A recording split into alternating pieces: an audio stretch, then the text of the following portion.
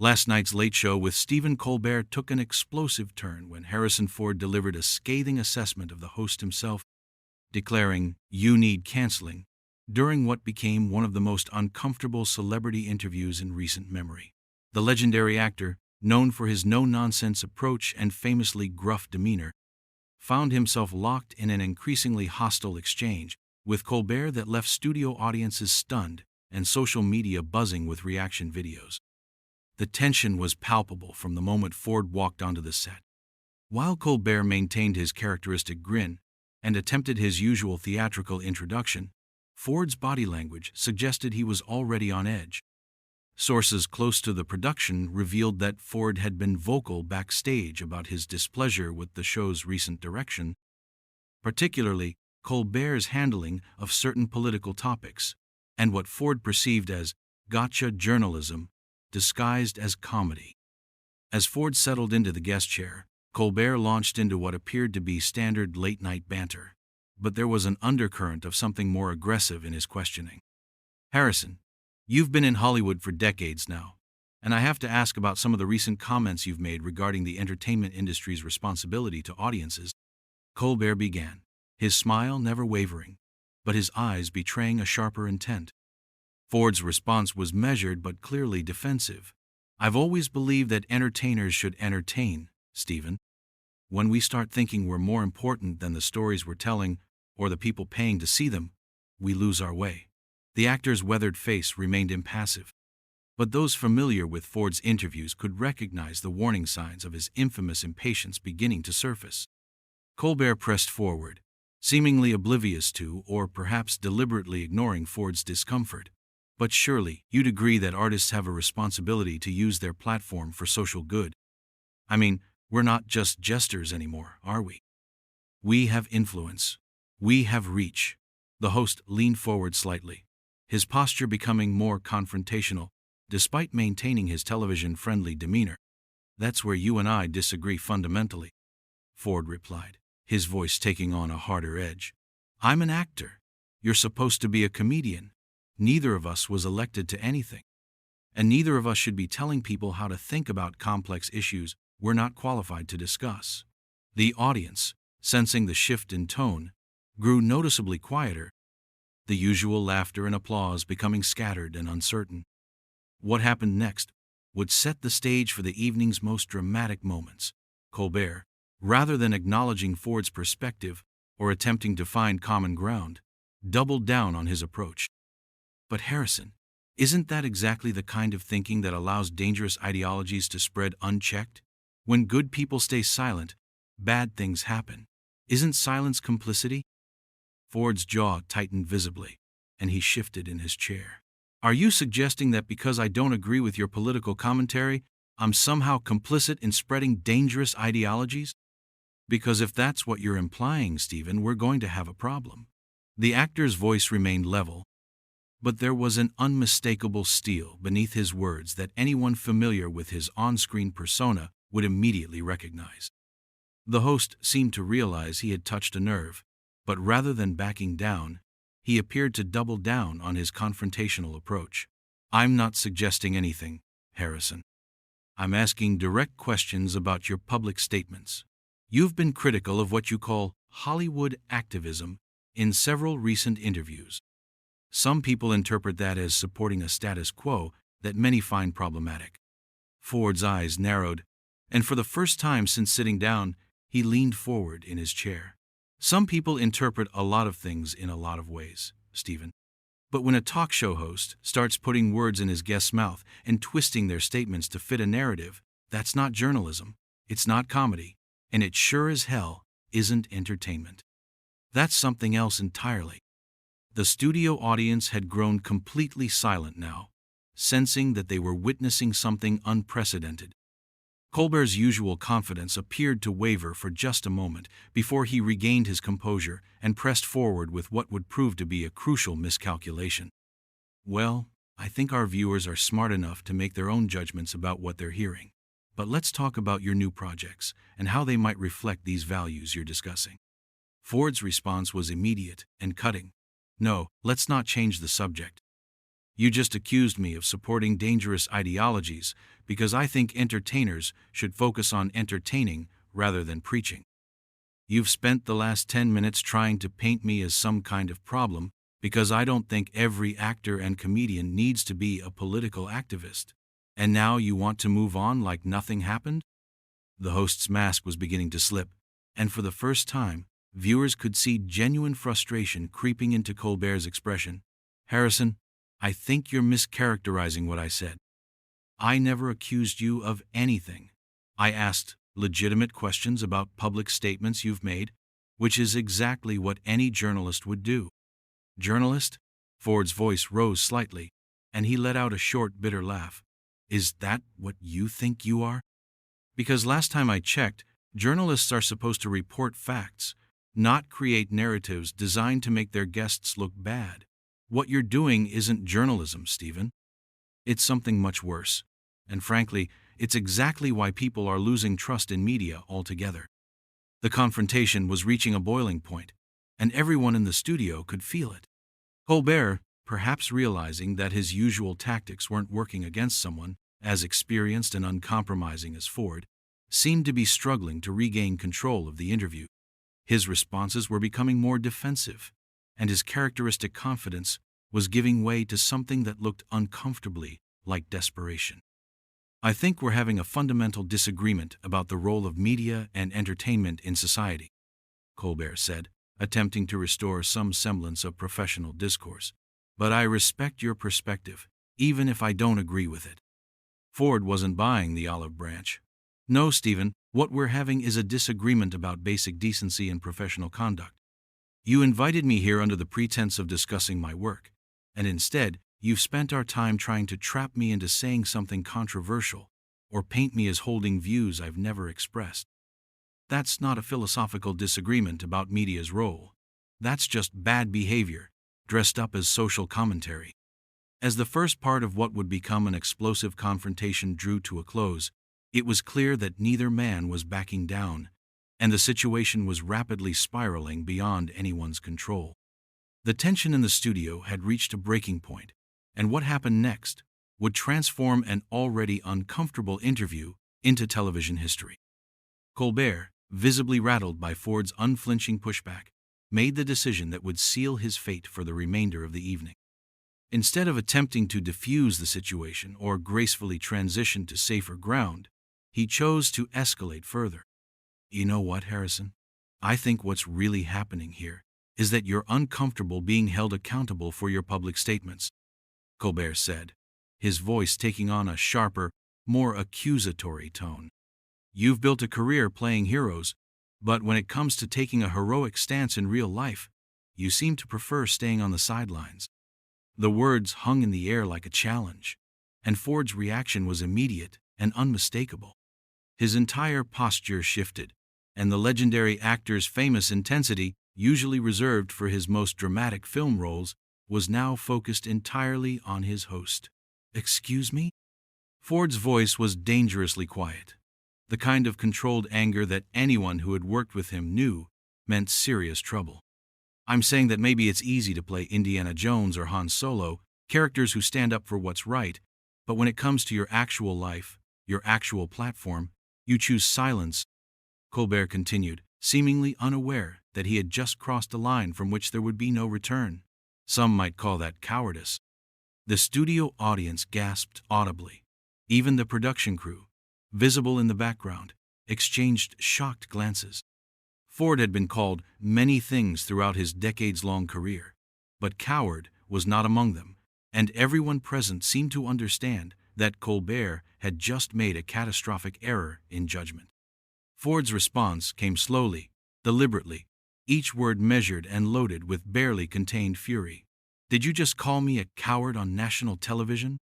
His eyes never left Colbert's face, and the host, perhaps finally realizing the magnitude of his mistake, began to look genuinely uncomfortable for the first time since the interview began. I'm not calling you anything, Harrison. I'm simply observing that there's often a disconnect between the characters actors play and the positions they take in real life. Colbert attempted to backtrack, but his voice lacked conviction, and it was clear that both he and Ford knew exactly what had been said. No, you called me a coward, Ford repeated, his voice rising slightly but maintaining that controlled intensity that had made him one of Hollywood's most compelling leading men. You suggested that I lack the courage to take stands on issues you think are important. And you did it after spending the last 15 minutes trying to bait me into political arguments that have nothing to do with why I'm here. The host was now clearly in damage control mode, but it was too late. Harrison, I think you're reading more into my comments than was intended. I have nothing but respect for your career and your contributions to cinema. Ford wasn't having it. Don't you dare try to walk that back now. You called me a coward because I won't be your dancing monkey, because I won't perform your political theater on command. You're angry because I won't validate your worldview, so you resort to personal attacks disguised as social commentary. The actor's voice was gaining strength and conviction with every word. That's not what happened here, Colbert protested, but his usual confidence had completely evaporated, and he was now the one who looked cornered and defensive. That's exactly what happened here, Ford shot back. You invited me on your show, supposedly to discuss my work, and instead, you've spent our entire time together trying to score cheap political points at my expense. And when I wouldn't play along, when I had the audacity to suggest that maybe entertainers should focus on entertaining, you called me a coward. The confrontation had now reached a level of intensity that made everyone in the studio acutely uncomfortable. Colbert's usual arsenal of deflection and humor seemed completely inadequate for the situation he had created. I think we're both getting a little heated here, he attempted weakly. No, Stephen, you're getting heated because you're being held accountable for what you just said, Ford replied with devastating precision. I'm perfectly calm. I'm just not willing to sit here and be insulted by someone who thinks his late-night comedy show gives him the right to attack his guests personally when they don't conform to his political expectations. The host made one final attempt to regain control of the rapidly deteriorating situation. Let's take a step back here. I think we can find some common ground if we just... Ford cut him off mid-sentence. Common ground? You want to find common ground? Here's some common ground for you, Stephen. Basic professional courtesy, basic human decency, basic respect for the people you invite onto your show. Those things used to be common ground in this industry, but apparently not anymore. What followed was a moment of absolute silence that seemed to stretch on forever. The studio audience, the production crew, even the usually animated band, all sat in stunned quiet as the full weight of the confrontation settled over everyone present. Colbert appeared to be searching for words that simply wouldn't come. Ford filled the silence with what would become the evening's most memorable and damaging statement. You know what the real problem is here, Stephen. It's not that I won't engage in your political theater. It's not that I won't be your ideological cheerleader. The real problem is that you've forgotten what your job actually is. You're supposed to be entertaining people, not lecturing them. You're supposed to be bringing some joy and laughter into their lives, not dividing them and attacking anyone who doesn't share your exact worldview. The actor's words were landing with devastating effect, and Colbert's face showed that he knew it. I think entertainment can be more than just escapism, he managed weakly. Entertainment should absolutely be more than escapism, Ford agreed, his tone becoming even more cutting. It should be inspiring. It should be uplifting. It should bring people together, not drive them apart. But what you're doing isn't entertainment, Stephen. It's propaganda with a laugh track, and frankly, it's beneath both you and this show. The final blow was yet to come, and as Ford prepared to deliver it, the atmosphere in the studio became almost unbearably tense. Ford leaned back in his chair, his weathered face set in an expression of cold determination that anyone familiar with his filmography would recognize as the moment when his characters decided they'd had enough. When he spoke again, his voice carried the weight of decades in Hollywood and the authority of someone who had nothing left to lose.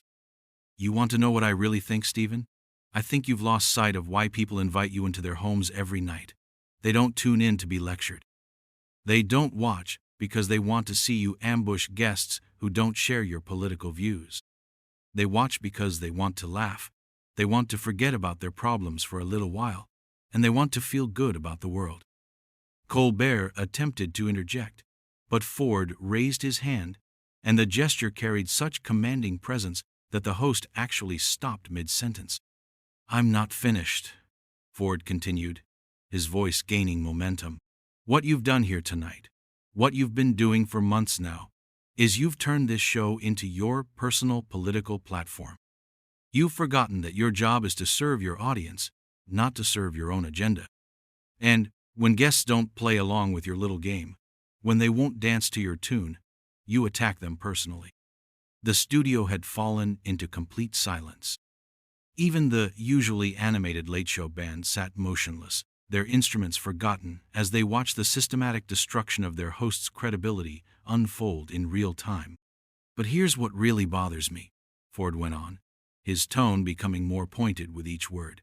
"It's not just that you've abandoned your responsibility to your audience. It's that you've become everything that's wrong with media today. You've become partisan, divisive, and dishonest. You invite people on your show under false pretenses, then try to trap them into saying something controversial that you can use against them." Colbert's face had gone pale, and beads of sweat were beginning to form on his forehead.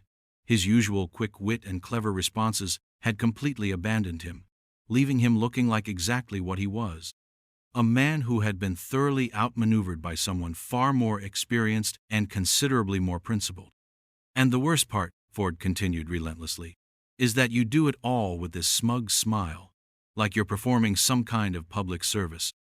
Like attacking your guests and pushing political propaganda is somehow noble because it serves your ideology.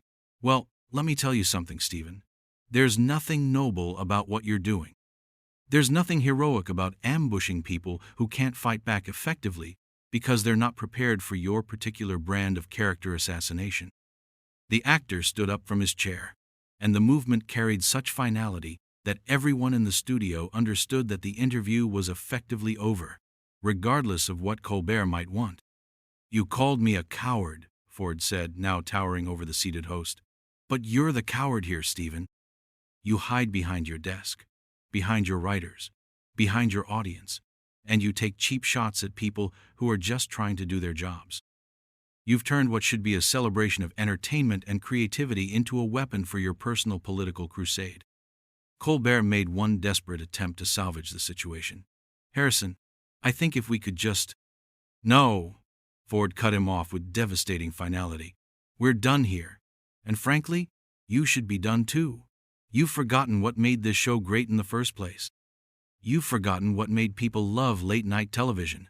You've turned something that was supposed to bring joy into something that spreads division and hatred." The legendary actor began removing his wireless microphone, the small but significant gesture making it clear that he was preparing to leave. "You want to know what I think about your approach to hosting this show, Stephen? You want my honest assessment of what you've become?" Colbert nodded weakly, perhaps hoping for some form of reconciliation, or at least a graceful exit from the disaster his interview had become. Ford looked directly into the camera, addressing not just Colbert but the audience that had witnessed the entire confrontation. "You need canceling," he said with quiet but unmistakable conviction. "Not because of your politics, not because of your beliefs, but because you've forgotten how to treat people with basic respect and dignity. You've turned entertainment into a weapon, and that's not what this industry should be about." The words hit like a physical blow. Colbert visibly recoiled, and several members of the audience gasped audibly. The host's face went through a series of expressions: shock, anger, hurt, and finally something that looked like genuine recognition of what he had become. "This show used to mean something," Ford continued, his voice carrying a note of genuine sadness now. "It used to bring people together. It used to make people laugh without making them choose sides. But you've destroyed that, Stephen. You've turned it into just another political battleground. And for what? To feel morally superior? To virtue signal to your friends? To get applause from people who already agree with you?" Ford placed his microphone on the desk with deliberate care, the small sound seeming to echo through the silent studio. "I came here tonight to talk about my work, to share some stories with your audience, maybe give them a few laughs. Instead, I got ambushed by someone who's more interested in scoring political points than in entertaining the people who pay his salary." The actor turned toward the stage exit, then paused and looked back at Colbert one final time. You know what the saddest part of all this is? You actually have talent, Stephen. You could be great at this job if you remembered that it's supposed to be about serving your audience, not serving your own ego. But instead, you've chosen to become everything that people hate about modern media. With that devastating final assessment, Ford walked off the stage, leaving behind a stunned host, a shell-shocked audience, and what would undoubtedly become one of the most talked-about moments in late-night television history.